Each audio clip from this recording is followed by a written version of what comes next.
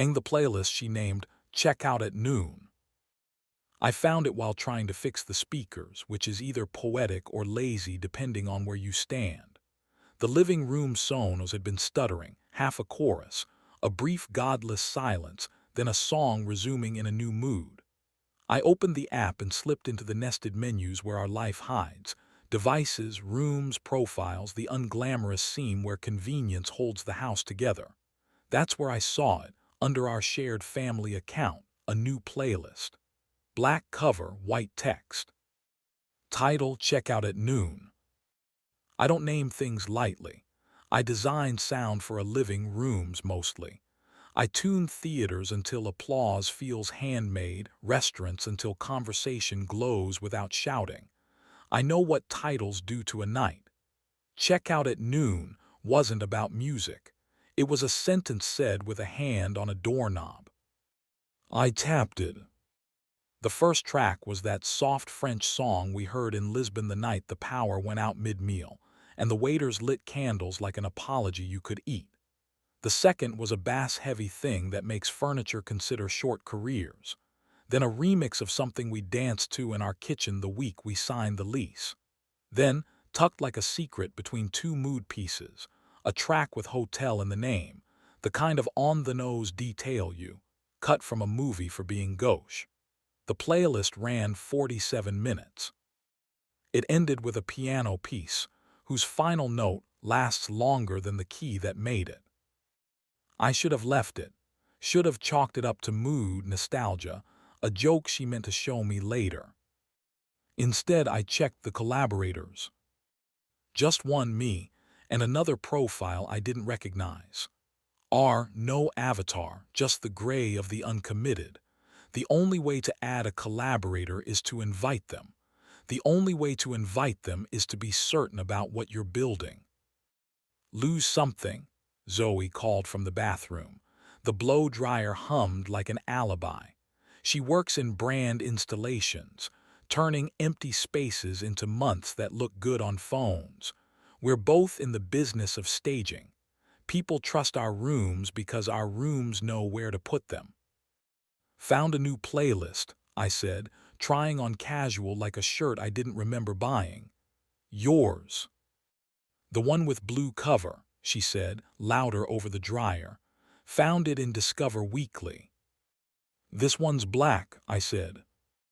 She didn't answer. The dryer stopped. Water clicked.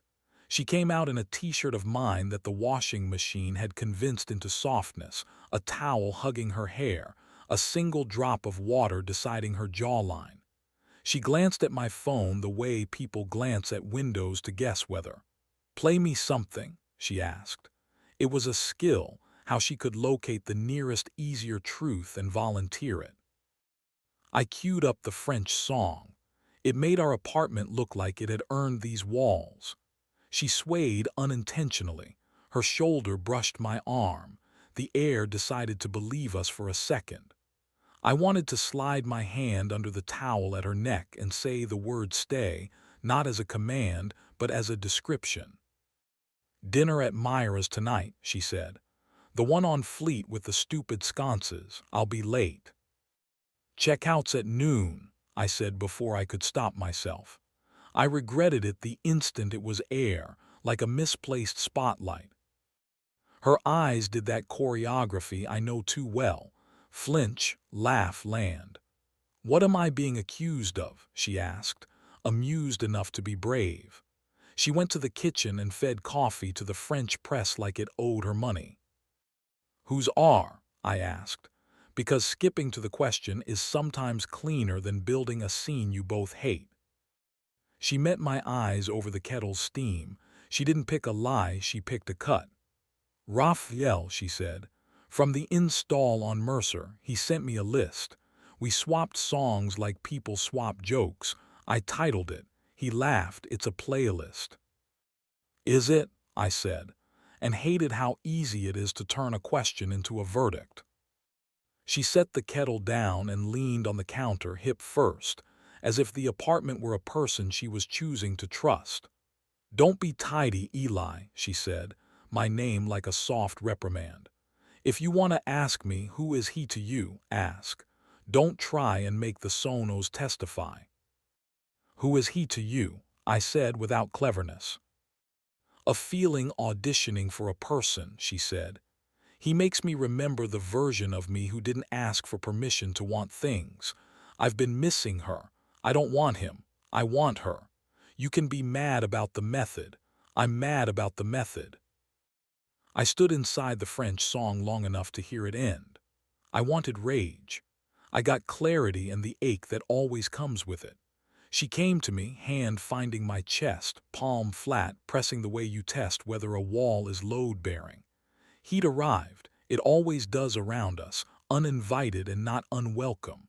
We kissed, not to win, not to distract, but because specific bodies solve problems language cannot. Her mouth gave me that small sound she only makes when her shoulders finally believe the room is safe. I let her breathe into me, recorded the tempo like a note I'd use later to tune a space. When she left, the door closing with the indifference of a building, I opened the app again and scrolled to where the playlist lived. Under it, a breadcrumb, suggested on nearby devices, the Henrietta Hotel, 3rd floor. Sonos is a snitch. Somewhere near us, those speakers had recognized each other, and my phone knew their handshake. The Henrietta was 3 stops away, an old bank turned into a mood with rooms.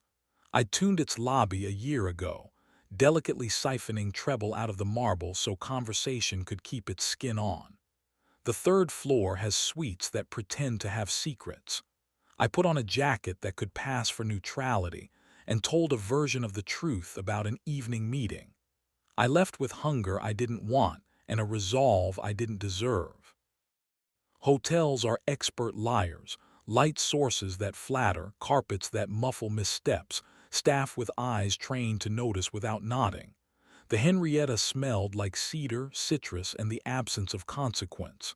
At the desk, a man with immaculate eyebrows smiled like a syntax. "Welcome back," he said in a voice I'd tuned. He didn't know whether he knew me. Good tuning does that. "I'm meeting a friend on 3, I said. "They forgot their room number. Can you ring R on floor list?" He checked the screen with the professional curiosity of a doctor. "R Racha," he offered. "Suite 304. Raphael Racha. R the name wore its consonants like cufflinks. I took the stairs.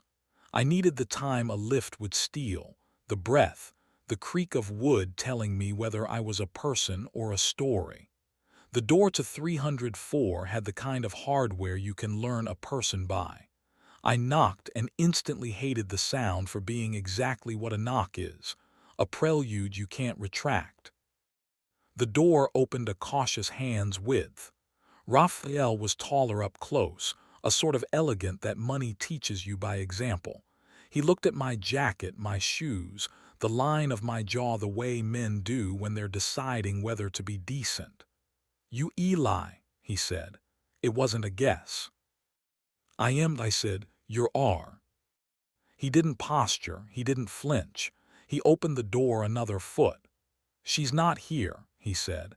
"And if she was, the right thing would be to invite her to make this conversation theirs too." "Is that what we're doing?" I said, stepping into a room that smelled like sharp rain and the faintest ghost of her perfume, the one that sits between fig and sin. He moved aside. The suite was tastefully specific: low lamps, a corner couch, curtains that meant business. A vinyl player sat on the cabinet with a record already spun to track 1, the French song. I wanted to hurt the stereo and hated myself for giving it so much power. "I'm not here to win," Raphael said, unacceptable for being probably true. She said she was going home. She said she needed to say the truth there before she ruins what she came here to practice. What was she practicing? I asked, because interrogation is useless but questions are habits. "Not asking permission," he said. "Watching a room change because she is in it, not because she curated it." There's a special place in hell for men who can narrate your wife better than you do. I found myself liking and resenting him in equal measure, which is an algebra too boring to keep.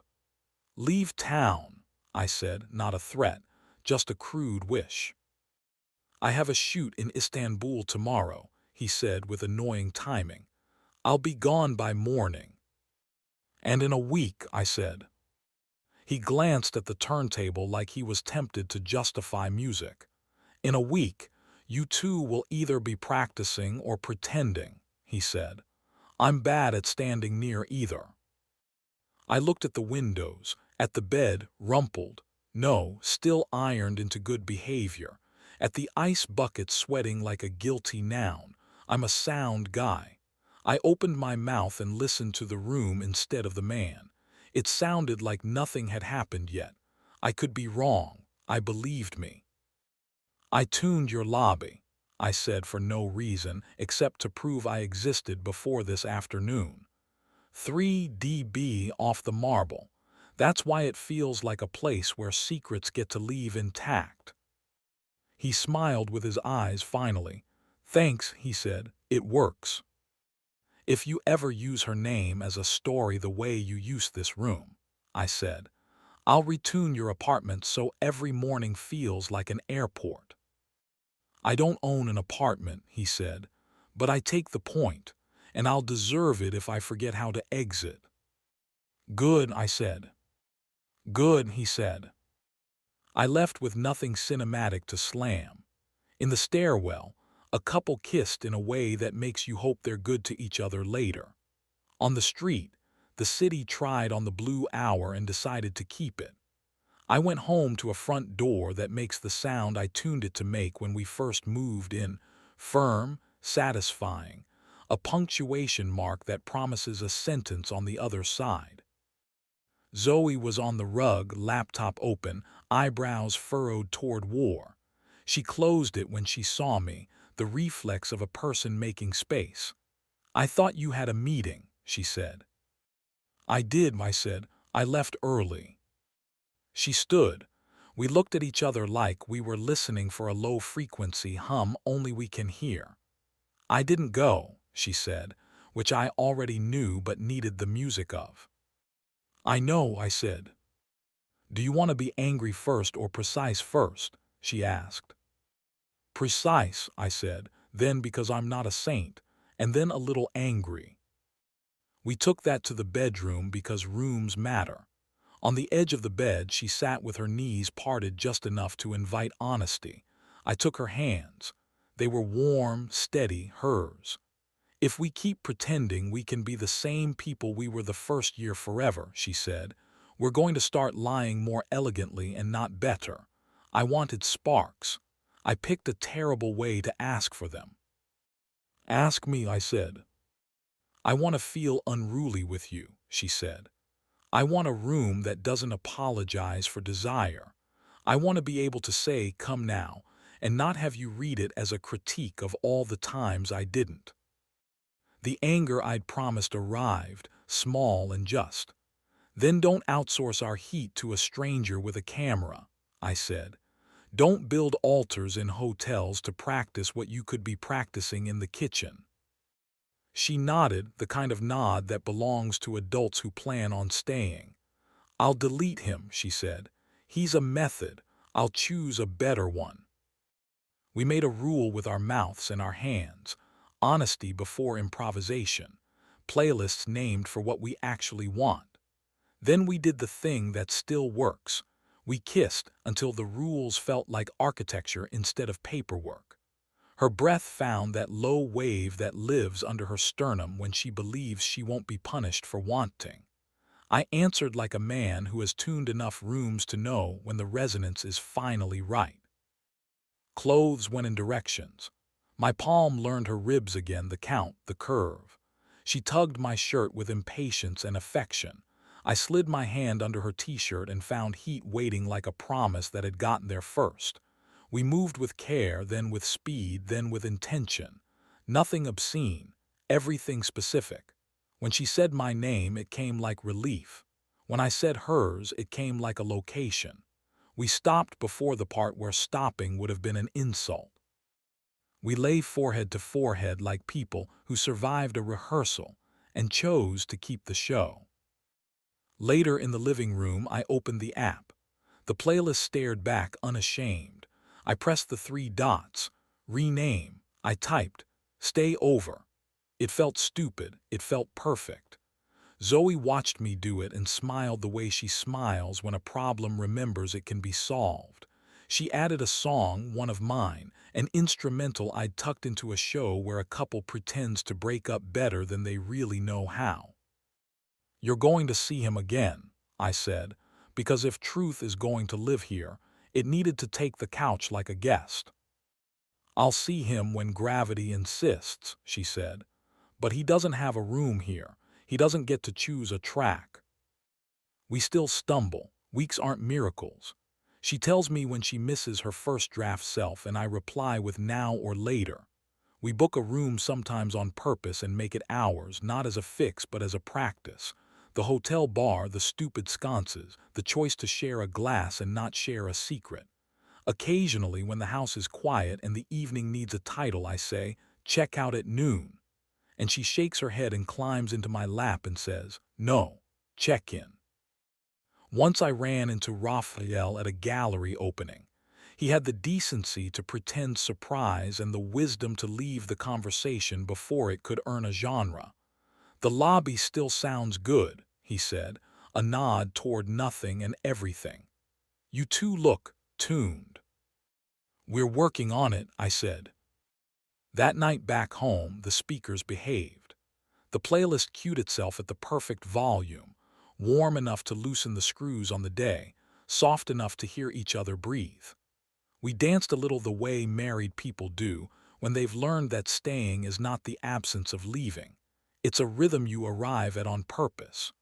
When she pulled me close by the belt and laughed into my mouth, I slid my hand to the back of her neck and felt the exact weight of our beginning, awake and loyal. We didn't check out of anything. We decided to keep the room.